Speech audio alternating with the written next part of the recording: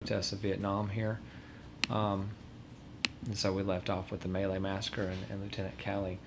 Now, one of the more famous people to come out of this, and she's mentioned in a Sir Mix-a-Lot song about having workout videos by Fonda, is Jane Fonda. Now, Jane Fonda was the actress, and she was the daughter of Peter Fonda, who was also a very famous actor.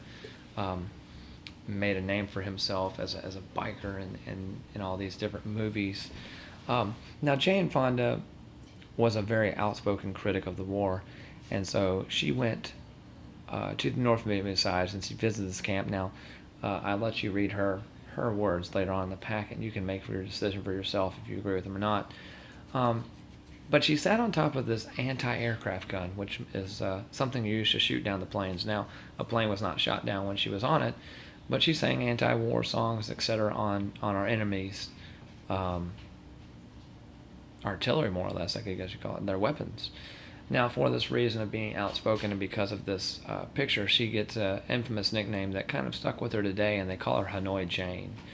Hanoi is the capital of North Vietnam, and I'll let you read her story in there and how people continue to protest her. But if you need to spell Hanoi, it's Hanoi. And as I said, Sir Mix-a-Lot made her famous for mentioning her workout videos, which have been used 1,001 times. Now, we're going to move into some protest songs and things of that nature. Now, this first one, under no circumstances am I going to play for you at all, because the lyrics are just downright awful. But I am bringing it up because it's pertinent in this era. There was a punk band by the name of Dead Kennedys, referring to John shot in 63 and Robert shot in 68. And it goes into a difficult time in Cambodia. And it's called Holiday in Cambodia. Now, we begin to start bombing Cambodia, the United States does, in 1970. And people said Nixon was wrong for this, because Nixon said, we're getting out of the war. And so we start bombing the adjacent neighbor, and the fear is that the war will spread. Now, Nixon said he was trying to take out a communist regime in Cambodia by the name of Khmer Rouge, and we will talk about them again in a second. And most importantly, this man here, Pol Pot. And so the Holiday in Cambodia also exposed us to a major talking point of Vietnam, and the fact that more African Americans were drafted than whites. And there'll be a protest along those lines coming up. And so that's Holiday in Cambodia. And if you've ever played Guitar Hero, an edited version can be found on that one. They don't sing the lyrics as they should be sung, which is not a bad thing. Now, the first protest we have is at Kent State. Now, Kent State is not Kentucky. Kent State is actually in Ohio. And what happened is we have some protesters. Evidently, I didn't get that on there right. Huh? I guess I did. It just got cut off. Now, this woman's head should be up here. I don't know why they did that. Huh. Interesting. So what happened is we have a protest going on. We have some Ohio National Guardsmen. Long and the short of it, when it's all said and done, this man and 3 others will be killed by the National Guard in a protest method. And now this is really going to spiral the war protests out of control, especially considering the fact that these were supposed to be peaceful protesters. Now, they did throw rocks and stuff at the National Guardmen, so don't think that they were just innocent. But the big question is, if you throw rocks, are you allowed to shoot?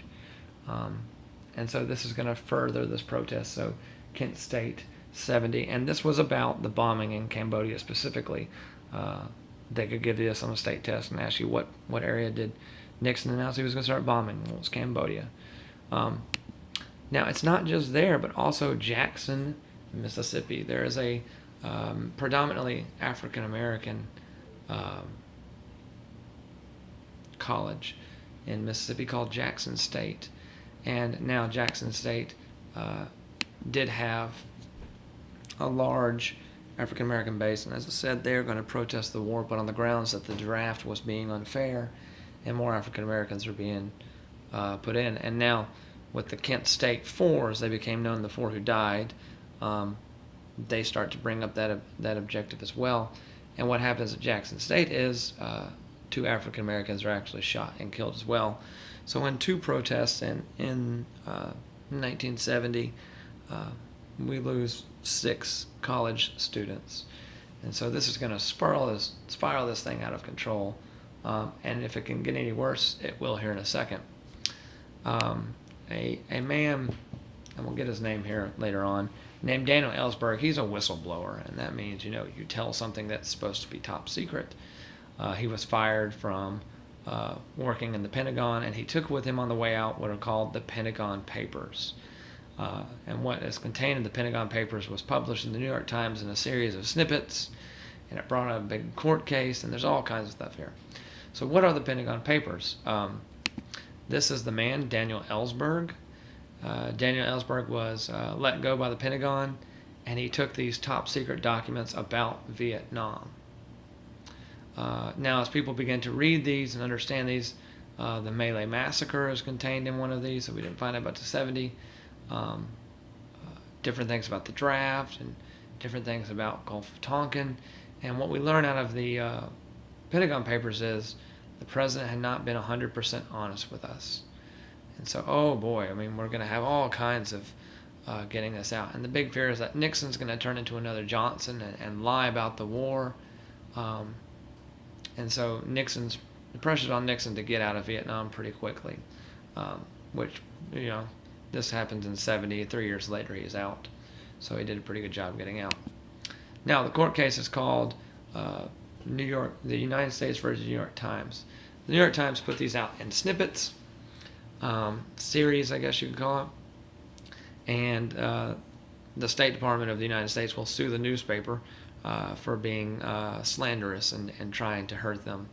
It went all the way to the Supreme Court, and the Supreme Court ruled in favor of the newspaper, saying that the newspaper, if they got stuff that was authenticated as true, they have every right to publish it without fear of intimidation, and this is upheld by the First Amendment, freedom of the press. And so they did halt the series 15 days, but it came back out, and really from there, Vietnam, not many people support Vietnam unless you had a soldier over there or somebody you loved or cared for, and you really wanted to see them come back. So that's the New York Times. Now, some very famous people among these two here decided they were not going to enter the draft, and they are called draft dodgers. Now, these are two famous ones. We have Dick Cheney, who's a former vice president. We also have Ted Nugent, who's a musician. But probably the most famous one is Bill Clinton, who is a former president. He actually ran to Canada and then came back, and then he got married to Hillary, and we know, he became president. So you can tell the draft dodgers now. It's important that Carter is the one who will excuse the draft dodgers in the late 70s. Otherwise, they could have never been able to hold office. And getting close to Halloween, or more or less, and when I'm talking about this the first time in October, the Texas Chainsaw Massacre, when the boys get pulled over, a group of cars, the sheriff, Lee R. Emery, something like that.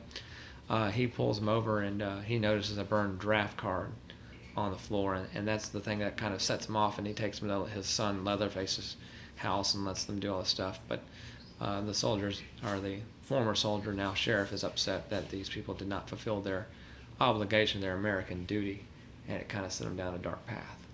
Now, the 60s music was full of protest songs. We had Bob Dylan, we had Jimi Hendrix, and so there's actually only two I really want to bring up, and maybe there's another one here. And the first one is by a band called Creedence Clearwater Revival. In any Vietnam movie, this song will be in it, and it's called Fortunate Son. Now, I don't think I put the lyrics in here, so go back over here. But in the lyrics, he basically says, it ain't me, I ain't no fortunate son, I ain't no senator's son, I wasn't, some were born to wave the flag, the red, white, and blue, and very patriotic thing, but it goes through the fact that some people are being excluded from being drafted. And so this song gets them into quite a lot of trouble. Now, the other one is when the war ends in 1963. They signed the Treaty of Paris. John Lennon of Beatle fame and Yoko Ono, it happened on Christmas time. wrote a song called Happy Xmas, Happy Christmas, War is Over. And this became probably one of his more popular songs since he left the Beatles. Lennon was a big outspoken person against the war. Most famously, him and Yoko had what was called a bed-in, and they refused to get out of bed until the war was over, and amongst other things. But this song is pretty significant, especially when it comes to it. He used a children's choir, which was done for pretty good effect. Children were affected by this. Now, just because the war is over doesn't mean everyone necessarily came home. There exists this flag here. It's called POW-MIA. Now, as we've talked before, POW is a prisoner of war. MIA is missing in action. Many of the POWs come home. We know about a few of these. John McCain was a POW. He ran for president in 2008. But MIA, a lot of them don't come home, and it's because, maybe they're blown up past recognition or something like that. And so they have this flag, and there's a website, and it will tell you the actual current number of POW MIAs from American wars. Now, I told you I'd come back to this, and so here I am. Nixon was fearful in Cambodia that if he didn't take them out, some other things would happen. So starting in 1975, the Vietnamese will go into Cambodia, and they are looking for a man by the name of Pol Pot. Now, Pol Pot was a peasant, much like Mao Zedong, and he was also very brutal, much like Mao Zedong. He led a cultural revolution in which he killed intellectuals, anybody with jobs, and it was going to be a peasant or an agrarian revolution. And this man actually killed so many people, it's actually estimated that every 1 in 8 people of Cambodian descent have somebody who was killed by Pol Pot. And so that puts him right up there. He's just like Hitler. He committed ethnic cleansing, genocide, but it was on his own people. Now the group that was with him, and this is kind of interesting here. You go through and you can see these things. They have these little bracelets hanging on the tree for the children, but this was called the killing tree, and the executioners actually beat children here in Cambodia. I mean, this is not an easy thing to tackle. They converted schools into prisons, and much like any communist regime needs their army, etc., Pol Pot's army was called the Khmer Rouge. And the Khmer Rouge were peasants like Pol Pot, and they were a communist, and so the Khmer Rouge are the communists in Cambodia.